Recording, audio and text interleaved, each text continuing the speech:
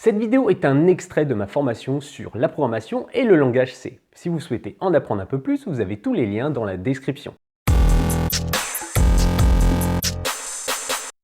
Intéressons-nous maintenant au contenu de la fonction main que nous avons déclarée dans la vidéo précédente. Alors cette fonction, on peut voir qu'elle contient deux instructions. Tout d'abord le printf et ensuite le return. En fait, il faut savoir que votre programme va exécuter les instructions les unes à la suite des autres. C'est un petit peu comme l'analogie avec notre recette. Quand vous allez réaliser le gâteau, vous n'allez pas commencer par la fin de la recette et terminer par le début. Eh bien, votre programme, c'est la même chose.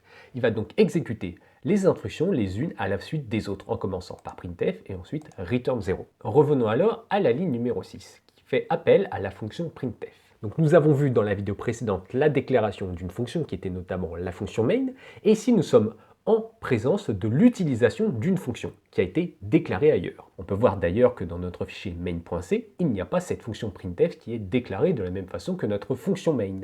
Tout simplement parce que cette fonction est déclarée au niveau de stdio. On peut le voir si on supprime la ligne stdio ici et qu'on enregistre, on va alors compiler.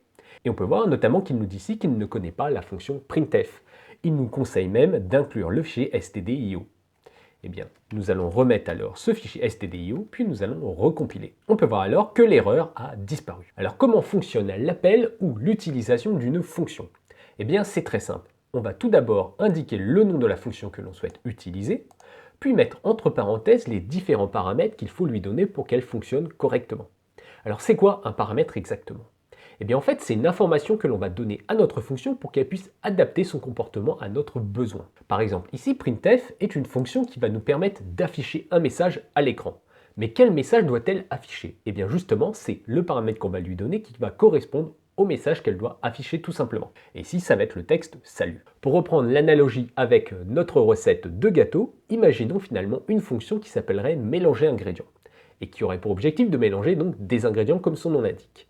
Il faudra alors lui donner en paramètre la liste des ingrédients qu'elle doit mélanger, comme par exemple le sucre, la farine, les œufs, etc. Regardons d'un peu plus près le paramètre de cette fonction printf que nous lui donnons. On peut voir que c'est un texte qui est mis entre des doubles quotes ici. Et en fait, les doubles quotes, ça permet de signifier à notre compilateur qu'il s'agit d'une chaîne de caractères, donc d'un texte affiché tel quel.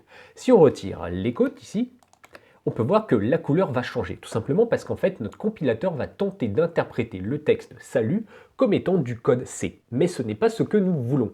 Nous voulons que notre programme considère ce texte comme étant simplement du texte à afficher. Donc pour cela, on remet les doubles quotes. Vous pouvez voir également qu'il y a un caractère un petit peu bizarre ici, le \n. Et notamment lorsque nous exécutons notre programme, on ne voit pas ce caractère s'afficher. Vous pouvez voir ici qu'il y a juste marqué salut, point d'exclamation, il n'y a pas de \n. Tout simplement parce que le \n va être interprété par notre fonction printf comme étant du texte un peu particulier qu'il faut interpréter et remplacer par quelque chose d'autre. Et en l'occurrence ici, le \n va être remplacé par un retour à la ligne. Donc dès que vous allez mettre un \n dans votre chaîne de caractères, automatiquement la fonction printf va ajouter finalement un retour à la ligne. On peut voir ça si on duplique finalement notre ligne ici. On va la dupliquer et on va changer le texte du deuxième printf. Donc à la place de salut, ici on va mettre apprendre à coder en C. On va alors compiler et exécuter notre programme. On peut voir alors que nos deux phrases s'écrivent l'une en dessous de l'autre, donc ça c'est très bien. Et on va retirer donc notre petit \n de notre première phrase du salut. On va recompiler et exécuter.